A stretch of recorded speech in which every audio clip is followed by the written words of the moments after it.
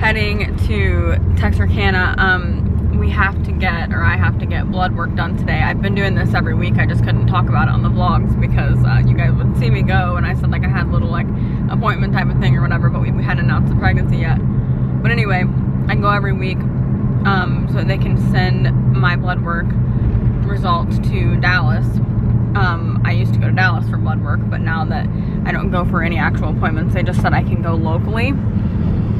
So that's the closest place that I can get the blood work done. So every Wednesday morning we drive as soon as we get done at the gym and get the blood work done. It's so bright out here. Wow. So basically they check my progesterone and estrogen levels every week, and they have so far been great every time. And I'm actually weaned off of most of my, I'm sorry about the sliding, it's just like not it, but so far weaned off of most of my IVF meds. I only have one thing that I'm doing right now. It's some progesterone, but I'm off my progesterone shots, VIO shots. I'm done with those. Just have one. I'm still doing the suppositories, so I have that left, and only once a day now. So tomorrow they're gonna call me with my results, and I think I'll probably stop all meds now, because I think if it looks like it has been, I'll just be done because I only have one thing left. So excited about that, because after the IVF meds are over, this is just a normal pregnancy, and you know, it hasn't, I mean, it's been a normal pregnancy, but medically speaking, it's obviously been different because I was on meds. So anyway, yeah, I'm gonna go get my blood work done. Honestly, I hate getting my blood work done at this place, so I don't look forward to it. I miss my IVF clinic every time. They're just better, nicer, all that, but it's okay. We're home, and we went to go get our oil changed. We do that a lot, I feel like. We've put so many miles on our car from so many different things. You know, we've driven our car a lot from New Mexico to Indiana, Indiana to New Mexico, Indiana to here, you know, back and forth, all that stuff. And then a lot of trips to Dallas, obviously, for IVF. A lot of trips to Dallas. I was telling somebody the other day that I feel like we've practically lived in Dallas. If you guys can remember when we stayed in Dallas, I vlogged actually while we were there. We stayed in Dallas for a week. That was egg retrieval week. So we've quite literally almost lived in Dallas, especially towards the end of the actual IVF process, where they would do the egg retrieval and stuff like that. You're there, you have appointments every other day. You know, we had to stay in the area and everything because it's just so often. So anyway, all that being said, our car has a lot of miles, and we're always needing oil changes. So anyway, I need to find something to eat. Okay, vlog. It looks like you're doing a Sprite ad. Coconut in my Sprite.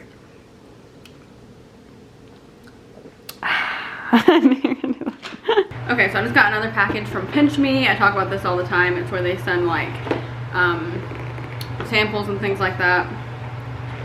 So I'm gonna open it up. More of these. I said I was gonna send my mom for Christmas. Now she can get 2 boxes. It's for heartburn. It's like natural. Ooh, this is really nice, actually. I love this brand, the Eva or Eva, I don't know how to say it, but Eva NYC. It's a hair mask, which I love those, and it's a really good amount. That's like a, not really a sample, that's like a travel size kind of thing. It'll last a while.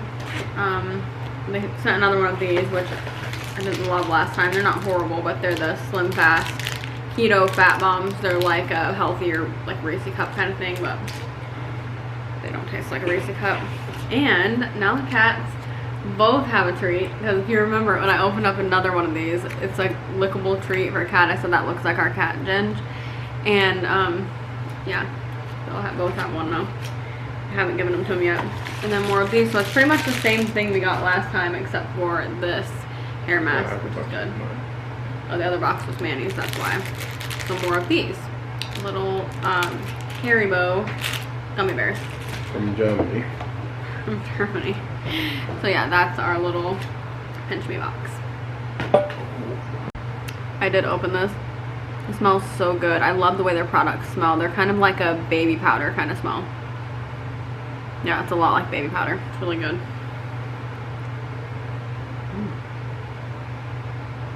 I think all their products smell like that from what I've had so far. They had this one that was really good that was like a purple thing. It's like a foam that you squeeze out, kind of like a mousse. You put it in your hair, but it really brightens up like platinum hair, and you just leave it in. It's really good. I need to get some more of that actually. I love that. Okay, look at this fancy drink that Manny made for me. Looks so good. Wow. That's so good. Okay. Delicious. Wow. So we'll talk real quick about this is coffee. We'll talk about, it looks like more than it is. It has ice and stuff. It's 2 shots of espresso, but anyway. So, which I know a lot of people, number one, think espresso has more caffeine and all that, but actually if you get espresso drinks, it's actually less caffeine than coffee because it's a less of a concentration. There's only a little bit of the espresso, whereas coffee is obviously more because the full cup is just the coffee. If that makes any sense. So I've done a lot of research on caffeine, and espresso is actually less caffeine. Like even if you look at like Starbucks and stuff, espresso based drinks are just less caffeine. I mean, if you get a huge drink, you know, it just kind of depends on the size, obviously. You have to take that into consideration. So for IVF, I actually gave up caffeine. I was drinking decaf throughout IVF, which I like. I don't mind that at all. But then I started to read about like decaf during pregnancy. So here's the thing. During pregnancy, don't Google things. Like, I for real think don't do that. I mean, obviously some things are okay. Like, there's some things you probably just need to know. But don't Google everything. At the very beginning, when I was like 4 weeks, I started looking up everything. And it's just like, none of it. Oh, it's the tornado. They're doing the tornado. It's the tornado. I thought they're doing the tornado drill siren, whatever they call that. They do it every Wednesday, but some weeks I don't notice it. Anyway. So anyways, I gave up caffeine, you know, for IVF, like the actual IVF process. Now, my doctors never told me to do that. Actually, when I asked, like, do I have any dietary restrictions or anything that I should do different, they actually said no and just said, just eat healthy, like eat healthy food, eat good, don't obviously only live on junk, like have common sense essentially, but you can eat whatever you want, you know, in moderation and all that. So then I love coffee, if you guys know, like even decaf, I like the flavor of coffee. I don't drink coffee for like a caffeine rush. I never drank a lot of coffee. I always would just have a cup a day. Well, during IVF, like everybody on YouTube and other places give up caffeine during IVF. I mean, probably not everybody, that's of course a generalization, but a lot of people give it up. So I did, because I felt like that's what you're supposed to do. And nothing wrong if you do that. But I just felt like that's what you do. And even though they told me you can have anything in moderation, essentially, I gave it up. So then when I got pregnant, I didn't have any coffee because I read about decaf. There's like chemicals, I guess. I don't know much about it, but it's just obviously, you know, fine probably. But again, Google says decaf is not the best option, and almost one of those things like maybe regular is better. I don't know. Kind of like the sugar-free stuff, you know, they say like that's actually worse for you, and like, right, just have some sugar would probably be better. I think it's that type of thing. So anyway, didn't have decaf either for the beginning of pregnancy. And I was planning on having coffee again after the first trimester if my doctor was fine with it, which I've never talked to one that isn't, and I know everybody else says that too. Well, I went to my 7-week appointment at the IVF clinic, and I love our IVF doctor. I really, like, he's my favorite doctor that I've had, like in general in life. I just really, really like him. I love his personality. He's very to the point, and I need that. I need somebody to be like, no, that's ridiculous, that's not true. You know what I mean? Like somebody that'll just tell me that. That's what I like. I mean, obviously nicely, but that's kind of how he is, and it's in a good way. Like he's smart, and you know, he has a lot of knowledge, and I trust him. He knows all about that. That's all he does is reproductive stuff. So he knows about babies and what's good for them. And so when I went in, I was asking him about, like Manny asked him, because I had some concerns about some cleaning supplies, you know, what you're allowed to use, what you're not. Again, if you Google that, you're like basically not allowed to clean your house like all of your pregnancy. It's really like there's a lot of opinions, and so just ask your doctor. And he told me like basically everything's fine in moderation, and like obviously don't just go sniff bleach all day, but if you're around it for a second, it's going to be okay. And so he even brought up on his own coffee, and I was so glad he did, because I was gonna ask, but he said also like caffeine in moderation is fine. If you drink a whole pot of coffee a day, then yes, that could lead to issues. But that's honestly the case, I feel like, pregnant or not. Like probably don't, you know, overdo it with anything in life. So that's kind of his point, was just like, just don't overdo it, be smart, but you can have a cup of coffee. It's like there's no evidence, and there aren't. I actually have looked up even like, you know, stats and all the studies that have been done, because there have been studies done on caffeine. And if you're under 200 milligrams, actually some studies even say 300 and 400, which is way more than I was ever having, you're fine. So it's like there's not going to be any issues. I always keep it under 200 milligrams, but after that 7-week appointment, I did start drinking coffee. I haven't been drinking it every day, which I could. There's nothing wrong with doing that. He said daily is like everything's fine, you know, as long as you obviously just don't drink coffee all day and you don't not drink water, and you know what I mean. Like it can't be a replacement for everything else that is, you know, like water and stuff like that, but just having a cup is fine. So with that being said, I enjoy some coffee, and yeah, everything's all good. So yeah, definitely ask your doctor things. And like I read online, doctors are cautious about stuff. I mean, the things that they tell you not to do are even a lot of the time could be harmless, you know what I mean? But they just don't want you to do something that could potentially even harm your baby. Like sushi, you know, you could probably eat it and probably you'd be okay, but they usually tell you raw sushi is not gonna, you know, not good to have, because it could be a risk. So when they tell you that you can drink coffee, clearly they're saying there's no risk related to a certain amount of coffee, and you know, there's been a lot of studies done. So I wanted to share that just for anybody else that maybe is kind of like in that same boat. I mean, do what you're comfortable with, but I was comfortable with it. I'm comfortable keeping it under a certain amount. I honestly was always keeping it under that amount, except for occasionally I'd get a venti at Starbucks, and some of those are more than I'm supposed to have during pregnancy, but I don't do that now. But yeah, I just, you know, on Starbucks app, if you go there, you can actually see how many milligrams of caffeine are in every drink. Okay, I'm gonna get a little bit ready for the day, because I feel like I'm not productive if I don't get ready for the day. I just feel like I'm just gonna sit here. You can probably hear the air purifier over there. Straighten out my nose ring. You can probably hear that air purifier. It's on sleep mode, so it's not as loud as it was, but we leave it on all the time because this room was getting like, I don't know, it was messing with our noses and stuff. So that's really helped. Anyway, I am 11 weeks pregnant today, which blows my mind, because this morning it really started to dawn on me, because I was reading, you know, about the stage of pregnancy and stuff like that. It really started to dawn on me that the end of next week I'm done with the first trimester. I have no idea. Like, I felt like, I don't know, it just seemed like it was going to be way longer than that. But it's just like already here. It's really crazy. So yeah, I'll be done with the first trimester at Christmas. I'll be in the second trimester. I'll be starting, and well, I've just started actually the second trimester at Christmas, because the second trimester starts at 13 weeks. So I will have just started. I know people used to say the second trimester started at 12 weeks. But I guess, kind of depends on how you look at it, the end of 12 weeks, you're done with the first try. Like, you have to go through the full 12 weeks, if that makes sense. So anyway, it has been so easy. Like, I know that's annoying if you didn't have an easy first trimester. I know a lot of people don't.